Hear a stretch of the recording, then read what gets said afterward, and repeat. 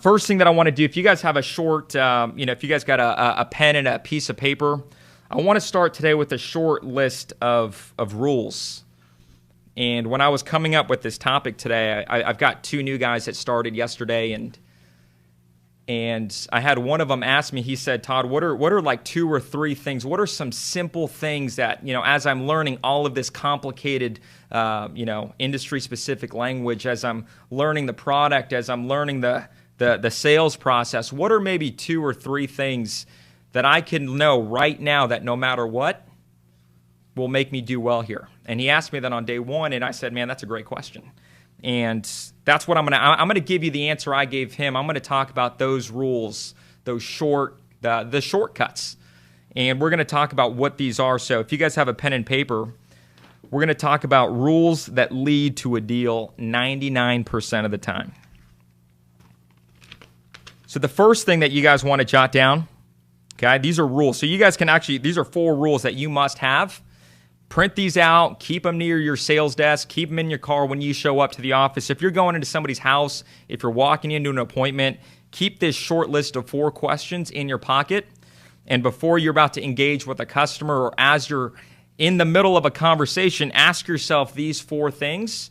And if you've got a yes to all 4, you're probably going to sell something. Rule number 1, what problem is the customer trying to solve? That is the number 1 rule. There's only 2 reasons why people buy anything. Okay, there's only 2. Number 1 is they're trying to solve a problem. Do you know the problem that your product, your service is solving for the customer? Does the customer have an answer for you because you asked them that question? What problem are you looking to solve today? There's no way you can mess up a cycle. There's no way you can ruin a deal by knowing the answer to that question. If you're a manager, right? If you're a manager, if you're an owner, right, you need to be asking this to your salespeople. Hey, what problem are you trying to solve by working for me in this company? Why are you here? If you don't know that, you're going to have disengaged employees. They're not going to be satisfied. They're going to show up late. They're going to leave early. They're going to come up with excuses like the leads suck, the leads are weak, nobody's buying, right? Maybe you're not solving a problem for your salespeople if you're an owner or an executive. If after this call, you need to leave this meeting after the call and find out why every single person in your company is there. What problem are you trying to solve, Robert? Conversions, man. Conversions, right? Let's go. Come on, conversions. Man. Rob's got problems. No, but why are you here in this company? Why am I here in this company? Yeah, like why are you here? Why aren't you somewhere else down the street? You could be doing this for somebody else. You're absolutely right. But I'm here because I support the mission. I support the goals. I want to help a team, the mastermind team of people who are making a difference. I want to support that team. Good. Why else? Why else? Because of the skill set that I have, I know I can make a difference with it. Good. Why else? Because I know that I can 10x my income in the position and vehicle that I'm in. Good. Right? If you're an owner and executive, why are your people there? If you're a salesperson, you're in a customer's house, you're in their face, why are they talking to you? What problem can I solve for you? Rule number 1, get an answer to that question. Rule number 2, if you can't get an answer to that question, it's because they don't have a problem. This happens to me when I walk into Nordstrom's right now. I don't need anything. If I go to a department store, I'm good. I've got suits, I've got shorts, I've got jeans, I've got t-shirts, I've got shoes. I don't have a wardrobe issue. When I walk into Nordstrom's, I'm looking for something to catch my eye. I don't have an issue. If somebody said, hey, Todd, what problem can I solve for you? When I walk into Nordstrom's, I'm like, I got no problems.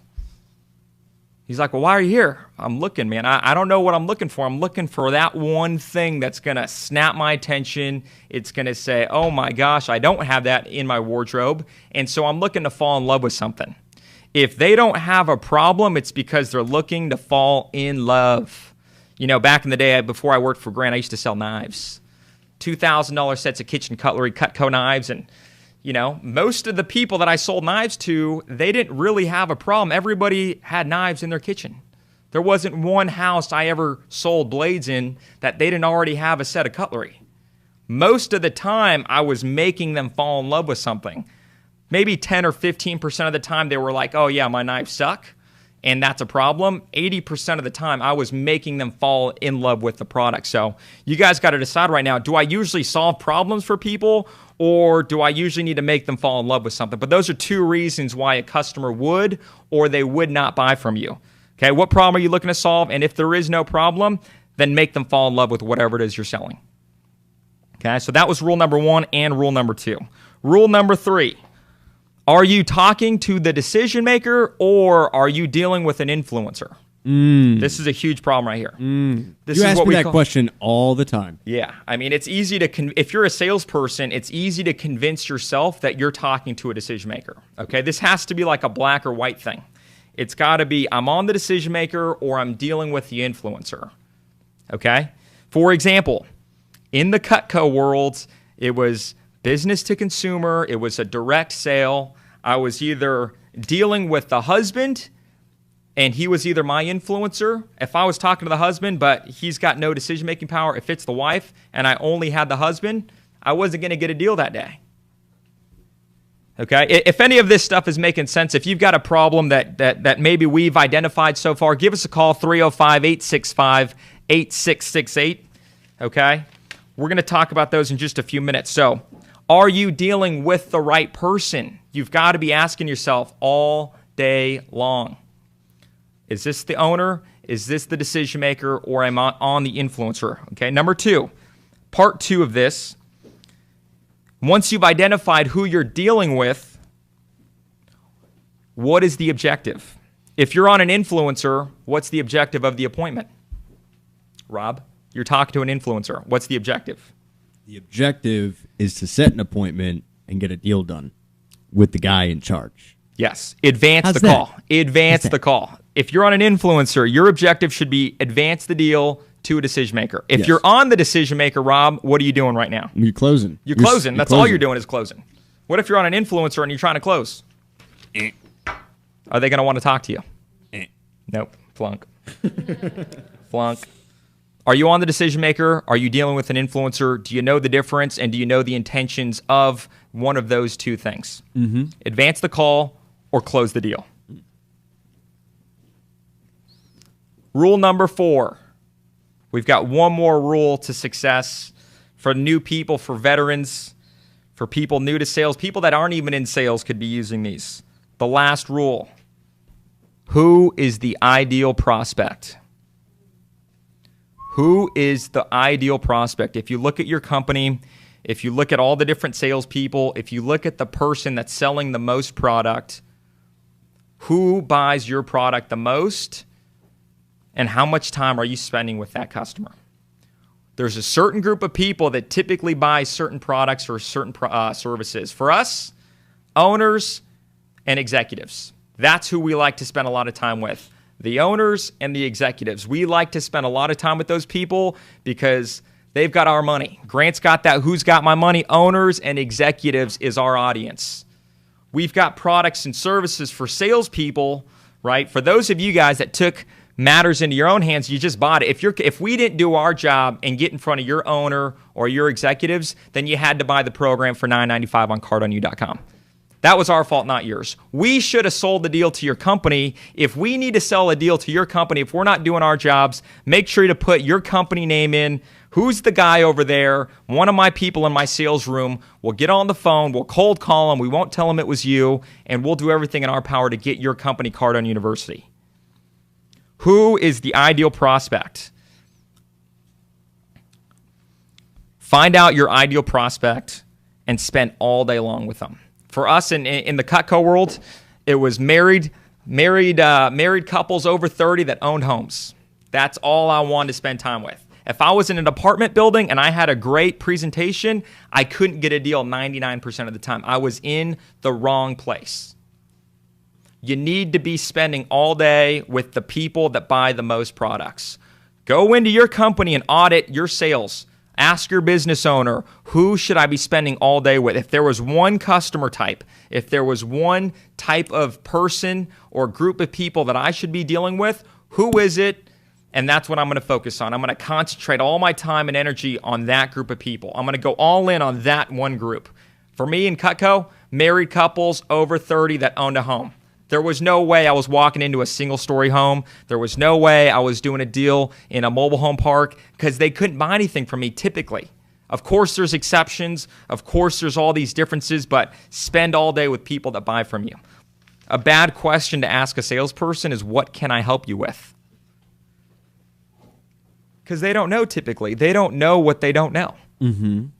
Because right now you don't know what problems you have in your life. If you knew that they were problems, you probably would have fixed them by now.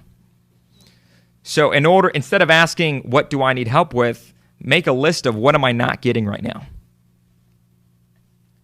What are you not getting? I'm not getting appointments. Okay. I'm not getting deals closed. Good. I'm not getting conversations with owners. Good. I'm spending 6 hours with customers and nobody's buying anything. Good. Nobody's calling me back. Good. I'm still single. I'm not getting a girlfriend. That's a problem. I'm not motivated. I'm not getting X, Y, Z. I'm getting this far in the process, but I can't get to that next step. But don't ask yourself what you need help with. Ask yourself, what am I not getting today? Super. Rob, what other question do you think a new salesperson or someone thinking about Cardone University, what else would they want to know from us? Talk about, okay, my manager says, go find new business. And I'm like, what do you mean? How do I do that? How do I find new business? Prospecting is really what I'm asking you. But if I've never prospect before, what do I do? Good question. Number one, come up with 5 sources, 5 different areas. Number one, my cell phone. That's a source. Every single person in my cell phone is a resource. If you're not getting leads, like in Cutco, I didn't get a list of leads. Nobody gave me leads. My first source was my cell phone. Every single friend in my cell phone, they all had a mom, they all had a dad, and they usually lived in a home. That's number one. Number 2, Facebook. Number 3, LinkedIn. Number 4, Facebook targeted ads. I love Number LinkedIn. Number 5, Google search. Google search. When I came here, I didn't get a list of leads. You know what I did? I said, hey, who buys all of our programs? He said, well, we have a lot of car dealers on the program. So I Google searched car dealerships in San Diego, car dealerships in Texas, car dealerships in Michigan, and I would just Google search. All right, we've got Richard from Texas. What's going on, Richard? Pick a problem. Give me your problem. What problem can I fix for you today? Hey, I'm the guy that made the comment that I sold Cutco to. Good. Back when. Good. How much did you sell? I did it when I was 17 years old, and I probably did it for like 3 or 4 months, and went all over Houston selling stuff, and it gave me a lot of courage to just go knock on strange people's doors. So and from there I started buying houses, so it sort of gave me a leg up to. Richard, this is what, Richard, let me cut you off really quick. This is actually a really good thing right here. This is a really good thing. My question was, how much Cutco did you sell? Did he answer my question? No. You need to get an answer to every question. If you're a salesperson, this happens all the time. You greet the customer, hi, my name's Todd, what's yours? And they start rambling on some tangent, but they never answered your question. This is a good tip right here. If you're that's in the rules of success. It's also in the top traits of great salespeople. How do you do that? You do this right here. Excellent. That's awesome, Richard. So you sold Cutco, and then you segued into houses. That's excellent. But let me ask you something, Richard. How much Cutco did you sell? I sold it about maybe $500 to $600. My man. That's awesome. That's more than most people. Yeah. What'd you learn in the process there? I overcame some fears of just, presenting something that, you remember the demonstration, like fingers with a scissors where you could cut a penny in half? Yeah. That was like a wow factor, which, would demonstrate the sharpness of it. And it's just like if you had a good product, it sort of sells itself, almost. You just have to get in front of the right people. Awesome. Okay, so what's your question today? All right, so I'm going through the new courses, and one of the things that keeps coming up over and over again is you have a much better I think it's like 9 times the success whenever you're able to text during a phone call, thing. And I was wondering, do you know if there's any apps that are out there that can help you save a lot of canned replies so that way you're not busy texting, you just hit a button and it's already sent? So to clarify, your question is, how do I get more cell phone numbers? What's a good way to ask for cell phone numbers? No, like if you're like on a phone call and you're trying to text them enough, let's say they're calling from your cell phone number, you already have their cell phone number, but you need to text them during the call. Say, here, I'm going to send you something over your text, check and make sure you got it. What's a good app or a way to include a bunch of saved replies that you can access easily during the phone call? Not sure I'm understanding the question, but what I think you're saying is, what are some good things to send the customer when you're on the call? Is that the question? Almost. Almost. To save time, if you're a slow typer, is there a preset stuff you can save text that you're going to be sending to? Like, you're looking for canned responses that you can save, right? I just texted you a link to it. You there? So is there any way to save that link somewhere instead of typing it in from scratch every time? I'm not sure, man, but if you find that app, man, you let us know. Please. If you let us know, we'll put it in the system or something. But, we typically send the text message. What we're sending out to clients as we're on the phone is we're sending video links. Video messages. Video selfie video messages. We're sending videos of customers using the program that are winning with the program, and we're hitting the prospect with it. Hey, what I'm going to do right now is I'm going to send you a video of one of my customers, Mary. She's one of my best customers. I'm going to send you a video of how she likes the product as you're deciding on what time you want to come into our store. As you're deciding on what time to come into the store, allow me to send you some more information, all right? Thanks a lot for calling, Richard. I appreciate you, man. All right. Good, man. Good. You're doing it. All right, good. So we've got a few text messages. So basically the question is, what do I do if I'm in a sales slump? Okay, you're not a rookie. You're not this isn't your first month in the business. You've been there before. You've done the deal already. You've been successful, but for some reason right now, you're just not making sales. What do I do?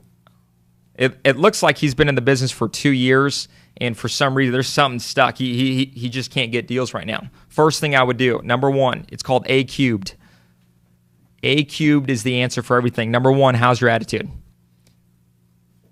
There's only 3 reasons somebody would be in a sales slump. Number one, their attitude's off.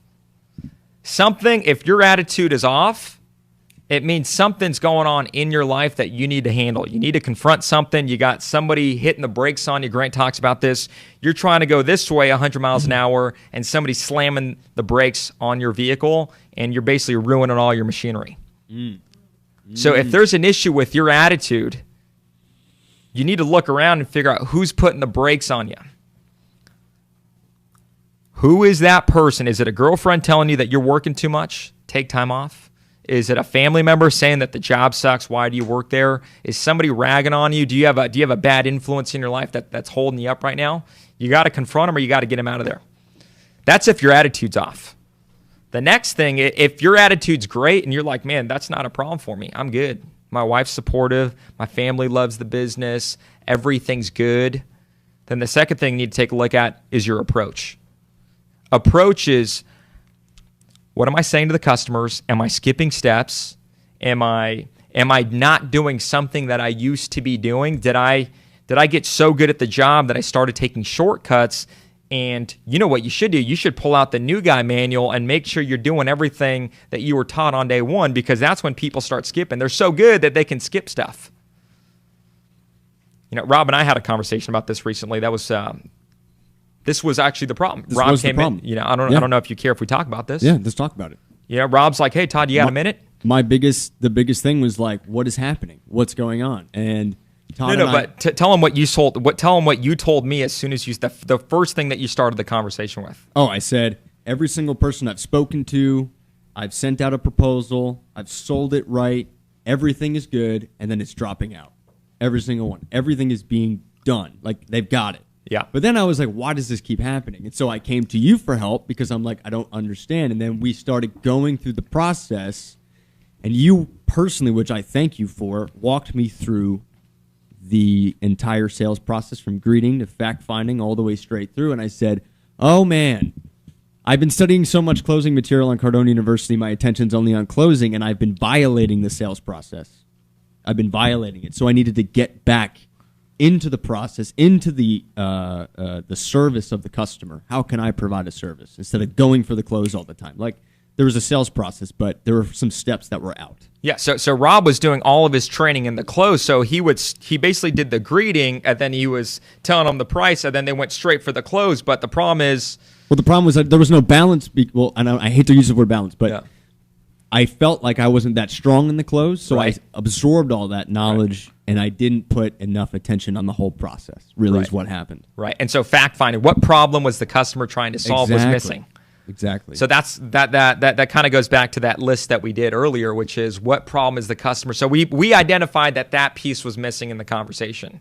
We were skipping that, going straight to the explanation of what we're selling. Here's the numbers and let's roll. But we didn't really solve a problem, and we didn't really find out what the problem was. So in that case for Robert, the good thing is that he asked. Most people won't even ask. Most people just keep wrecking deals. Most people nobody wants to admit that they're wrong or that they're costing the company money. But Rob did the right thing. He said, "Hey, I need help. Something's not right. Here's what I'm doing." There's nothing wrong with his attitude. His attitude was great. He was uptone. He was like, "Man, this is awesome. I want to win. I need to win. I need to be doing more. So what's wrong?" So attitude, check. Approach. It was the system. It was his way of dealing with the customer was off a little bit. There was one thing that we skipped, and it threw the brakes on the whole deal. Mm. So check your attitude, double check your approach. If you've been doing this for a long time, go back and look at the new guy manual and make sure you're still doing all of those fundamental steps. And the last one is activity. Check your attitude. If that's good, go to approach. If your approach is good, then you need to take a look at how many times you're actually in the marketplace repeating the actions. In our office, it's phone calls. How many phone calls are you making every day? If your attitude's good, your approach is good, then the activity's just off. You need to do more. So I hope that answers your question. I think his name was, I lost it now, but his name was Michael. So Michael, if you're in a sales slump, check your attitude, check your approach, check your activity. If it's your attitude and your activity, or if it's your attitude and the approach, identify what's off, and then you're going to go inside. So if you're lacking in motivation, you're going to hit the motivation box. For Rob, his homework was, hey, go back and look at the sales process. Mm-hmm. He was spending all day in closing. We had to push him back into the sales process, and now his sales are back up. Mm-hmm. All of a sudden, magically. Magic.